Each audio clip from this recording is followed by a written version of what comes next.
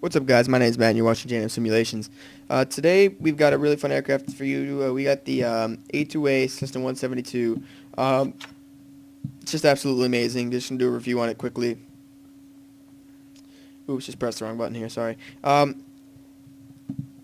This aircraft is absolutely amazing. It's PMDG quality, but it's just a it's a prop aircraft. We're here today at Saba in Netherlands Antilles. I believe that's St. Martin way over there. I think it's the shortest runway in the world. Gonna take off here with it. Do a short field takeoff, 10 degrees of flaps today on takeoff. But I really am just amazed with this aircraft. It's just an absolutely amazing like they did an amazing job with it. It's not like it's not normal how amazing this aircraft is. They did so much work on it, and I think it should be, bought by everybody because it's just so much fun. Also, something to give a heads up on. I switched the way that I record my audio.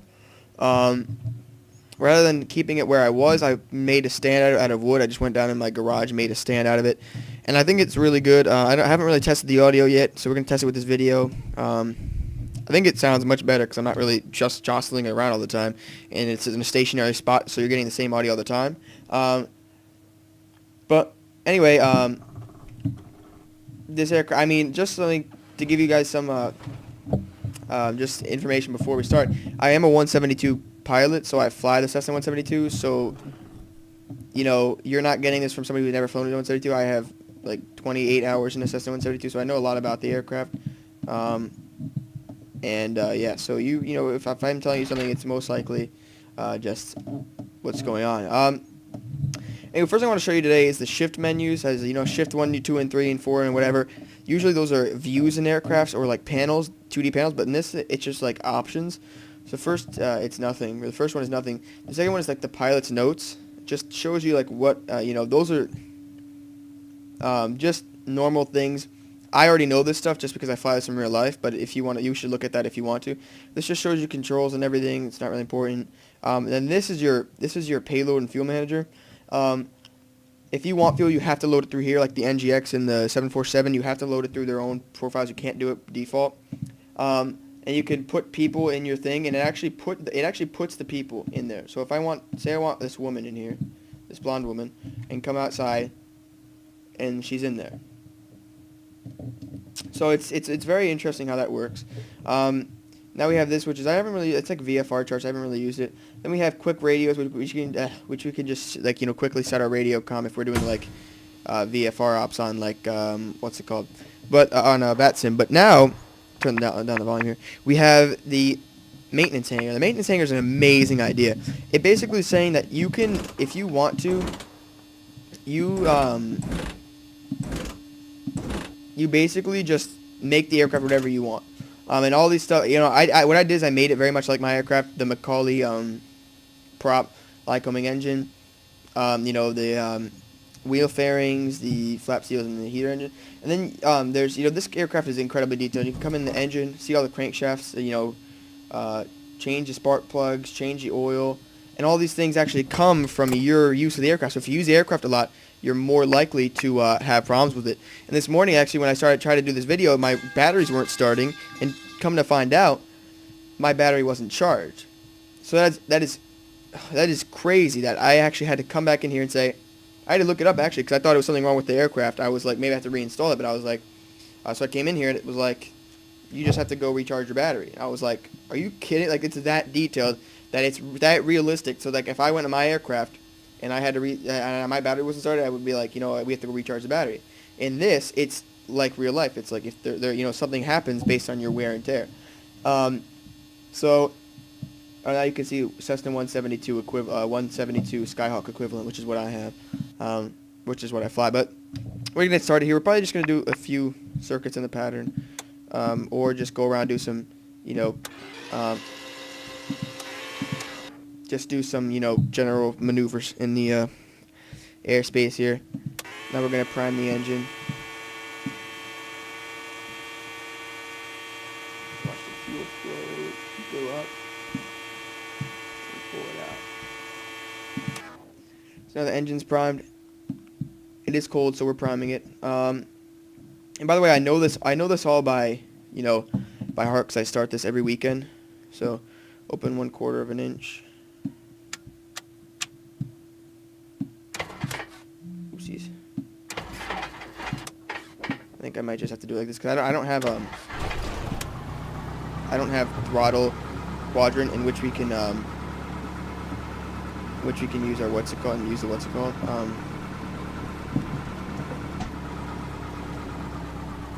down to get to 1,000 things. I don't know why there's so much smoke in our avionics, or maybe that's just, yeah, I don't wonder why it's that smoky in the cabin. Interesting. Let's open the window. What that means.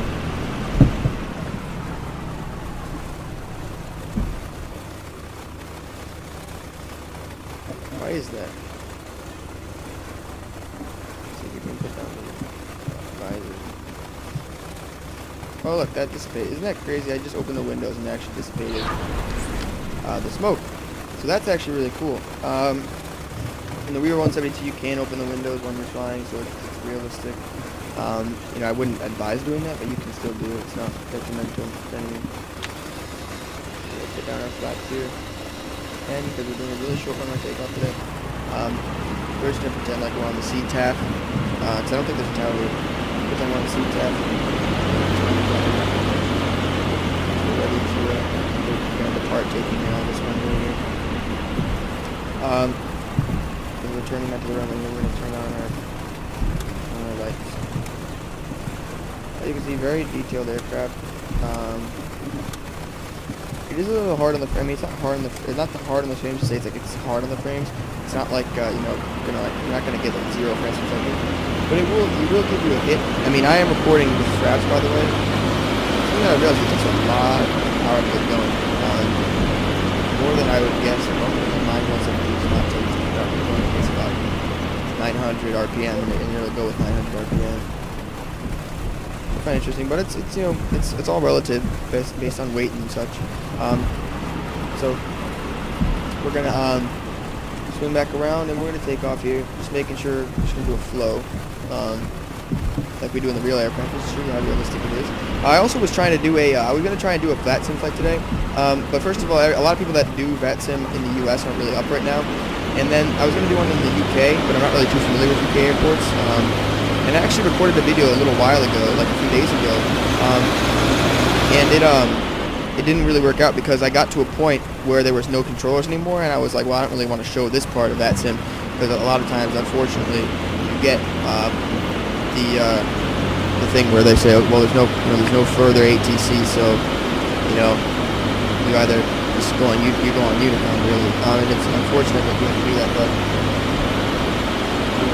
whatever.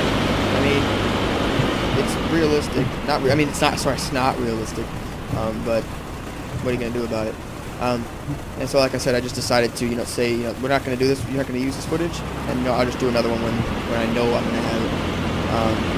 And the thing is that when I started it, there was plenty of there was ATC everywhere I was going.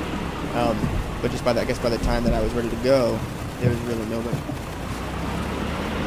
Because I guess everybody's going to just a little bit to the left.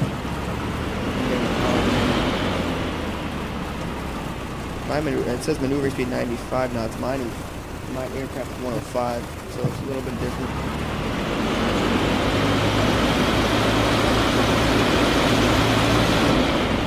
There we go. Fine.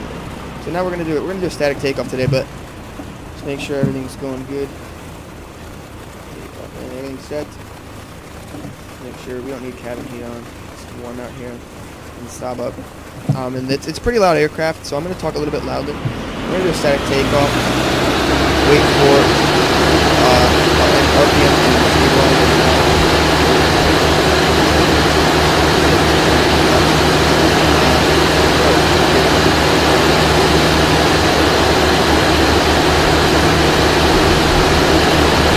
I hope we get past it.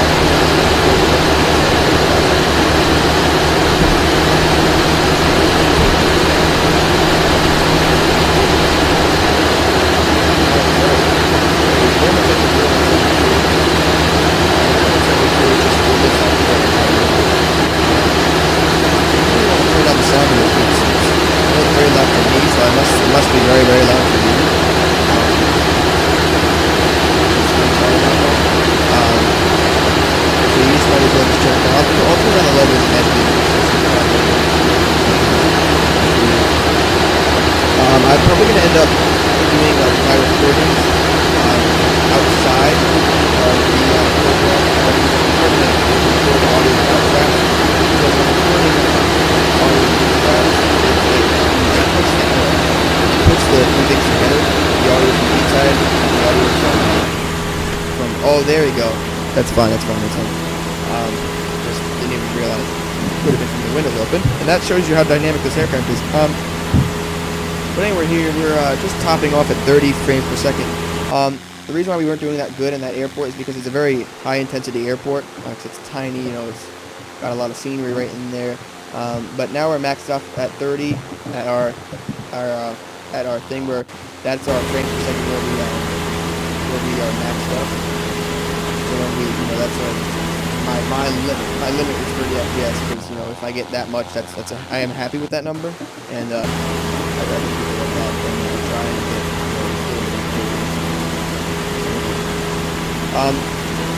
but now we're just climbing here. It's a little bit slower than, you know, I just want to get up so we can do some aerodynamic procedures. We don't really need that. It's like that. It's all right off over there. And yeah, this is the outside of the aircraft. It's very beautiful. Got a very nice. It has a lot of nice details. You can see flipping through these outside. That reflection. It's just very beautiful. A2A did this aircraft.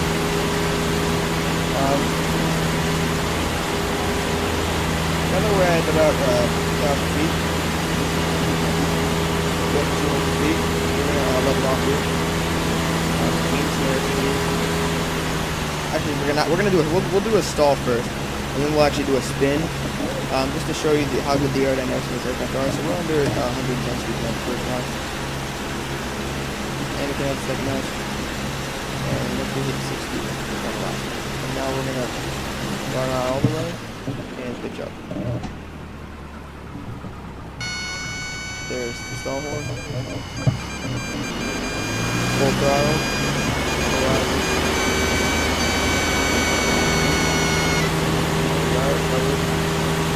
Full nose down. 60 degrees. 60 knots. Going up to like 20. Up to 20. 10 that was a good demo right there. It started with a lower speed than I would have expected.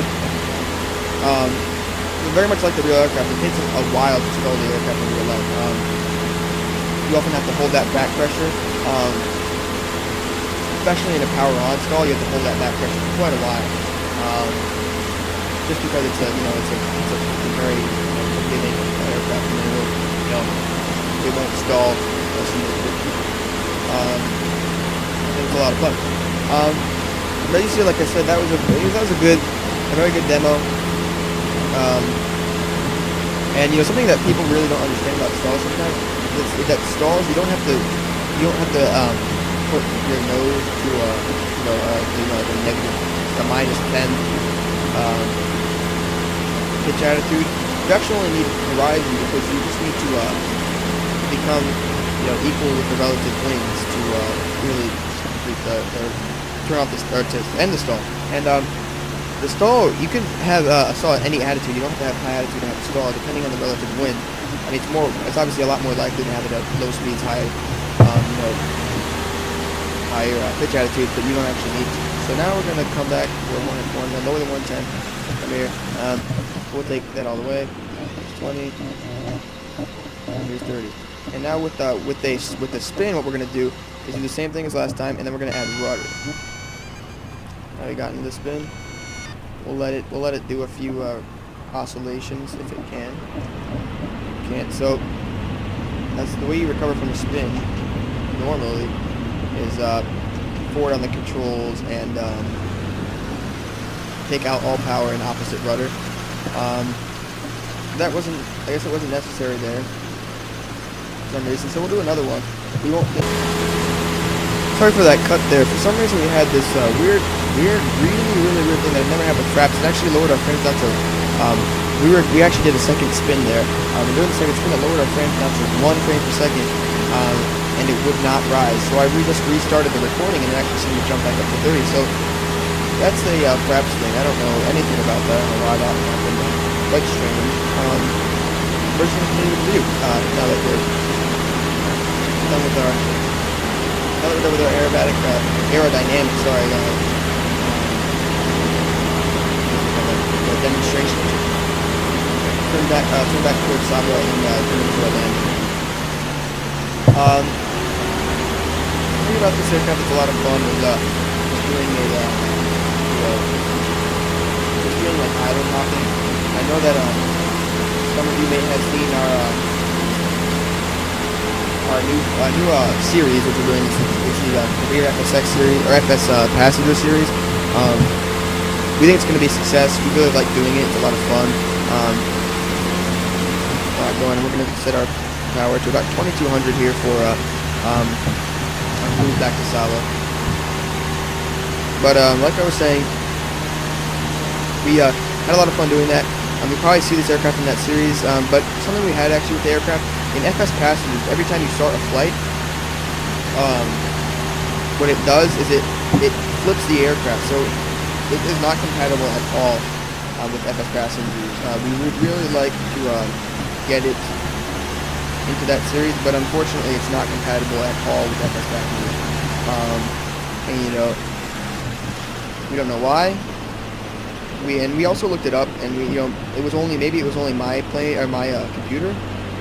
So if yours doesn't have that problem, then that's just you, I guess, because it does not work for me. But like I was saying before, we're gonna have that sim video up tonight probably. I don't really have time right now. Gotta go pick up a friend from somewhere, but after that, when I pick him up, I'll definitely have enough time. And people really aren't out of work right now. In the Americas, so when people get out of work and stuff, I'll be able to do that. And this will be up before that one. I'll render it pretty soon. Now that we're getting closer, add flaps 10, let it balloon up, and then just adjust trim. And we'll start turning, join the down for the runway there. A little high here, but it's nothing you can't fix. It's a lot of fun to fly this plane. Sorry about that. People are laughing in my house. I don't know why. Not to say that they can't, but I don't know why. I'm gonna have the next notch here. Like I said, we're a little high, so we're just gonna leave the power all the way out and let our vertical speed drop. As you can see, it's dropping there. We could even slip the aircraft. Let's try and slip the aircraft. See if slipping actually does work in this. So we'll do opposite rudder.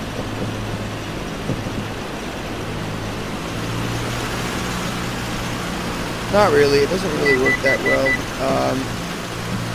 All the slip is it's just like an uncoordinated phase of flight that really allows you to drop altitude without gaining airspeed.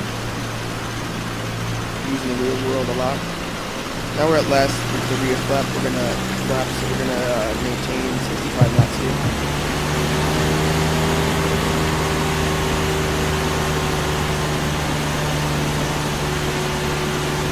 And the frame button does get some jitters in our frames right now. I guess I'm not looking too good. But now we're gonna take our power all the way, just to show how we can actually save this landing here. You can see how quite close it was to us. What we're going to do is pitch down and reduce all power.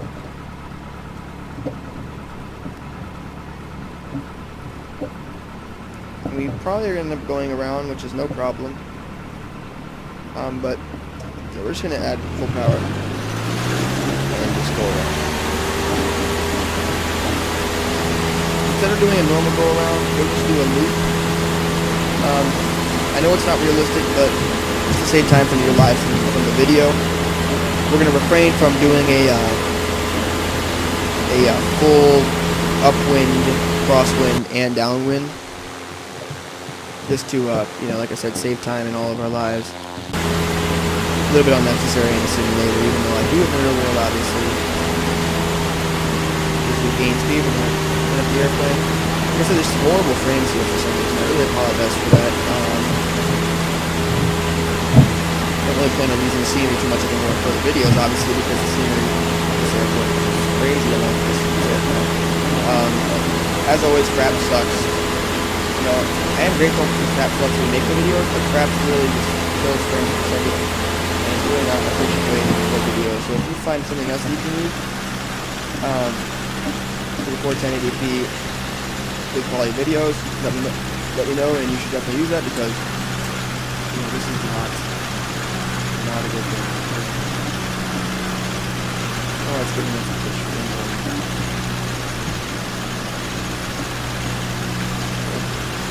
Oh, it's changed. Now we're about 35 degrees here. Now we're getting power. Let's not collapse and start turning towards the base load. This is also a trainer. They call it a trainer for FSX. It really tries to actually train you in the game. And it introduces you. So this is definitely, even though this is a complex aircraft, it'll introduce you into the complex aircraft market.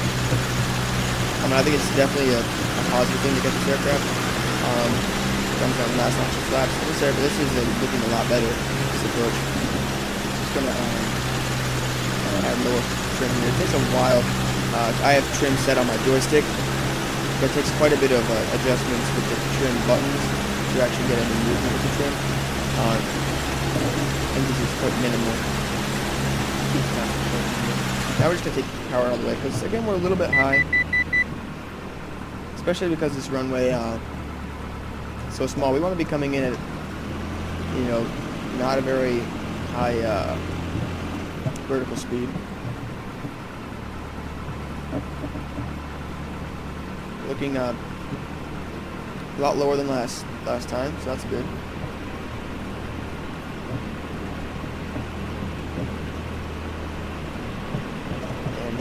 Also, if you guys want to suggest what aircraft we should do next on our career FS passengers thing, just give us a shout, because we do, you know, we have ideas, but we want to know if you guys have any better ideas as far as, like, you know, a regional jet, or a small business jet. Want to get on the ground quickly and just set on the place.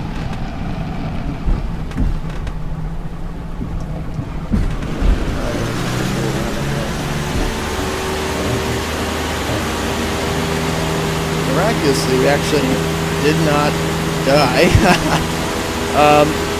For some reason, the aircraft did not want to brake.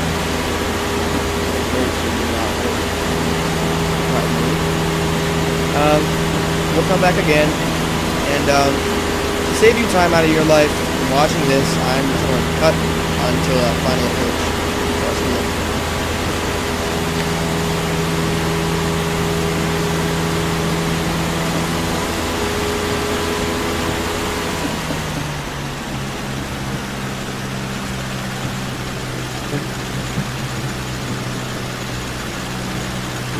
What's up, guys? We're back, and just turning on to final approach now. This time we're going to be coming in a lot slower to compensate for the reduced runway length. Just really on the stall line, just trying to keep it there. I guess it's dangerous, but you know, this airport calls for it.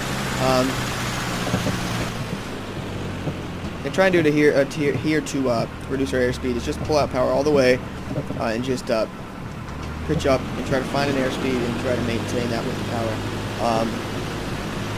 As you guys know, pitch may or may not know.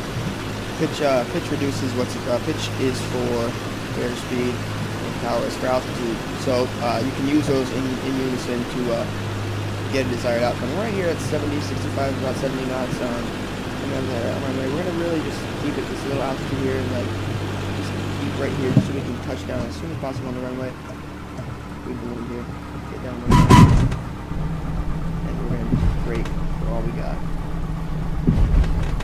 Right bad frames per second once again.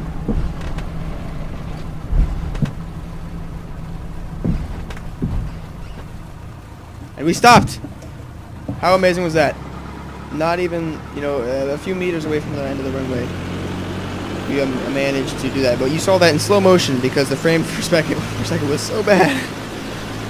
Oh god, that was embarrassing. I apologize for this really bad frame per second. It's not normal. It's really bad. And I'm going to try and start the recording again.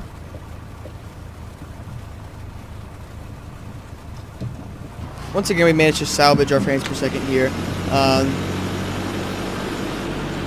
Again, for some reason, just on the ground, we'll get, for some reason, we'll just get like a really bad frame per second drop, and then it won't go back up. So I guess perhaps it seems like it's limiting the frames per second based on something. I don't know why it's doing this. But based on, I guess, what we're getting on the ground, it'll limit the aircraft in that manner. But basically, just not focus on the video now.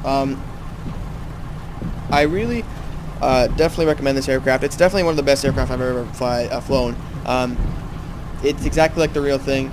Like I said, I fly this in real life. It's exactly like the real thing. Makes me feel reminiscent of the old days. Or I guess a week ago. I haven't flown a little while because I broke my thumb actually, so eager to get back. But this really keeps the dream alive because it's very, very realistic. And if anybody's trying to get into swimming, definitely buy this aircraft. It's amazing. I would say 10 out of 10, best aircraft I've ever flown. It's better than the PMDGs. It's better than everything else because it's a different class. It's a different thing. And then again, there's nothing very much like this. Actually, we should just turn off the magnetos first.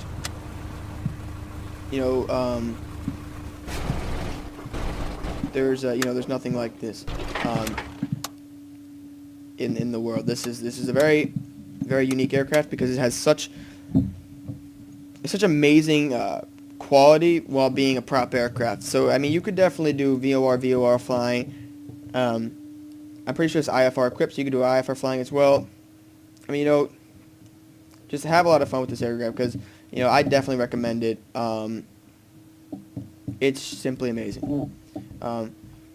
Just something that it's just like a quality that I've never seen before in any FSX aircraft ever. Sorry about that voice crack there. Ever. And I definitely recommend it. So if you've been on the fence about this aircraft, definitely go get it. And I had a blast flying it. So I hope you have a good day, and look out for that VATSIM video coming up a little bit later, and I'll see you guys later. Bye.